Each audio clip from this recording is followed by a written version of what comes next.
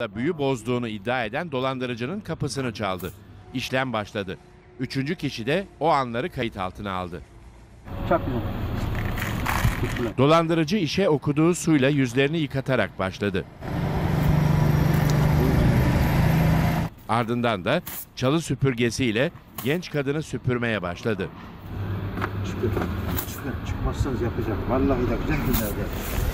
Bunu vallahi atırım. Aklı sıra o suyla ve süpürgeyle cin çıkarıyordu.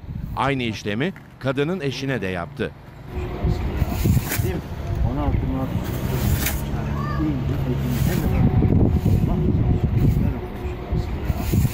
Okuduğunu söylediği 5 litrelik pet şişedeki suyu 50 liraya sattı. Görüntüler ortaya çıkınca üfürükçü gözaltına alındı.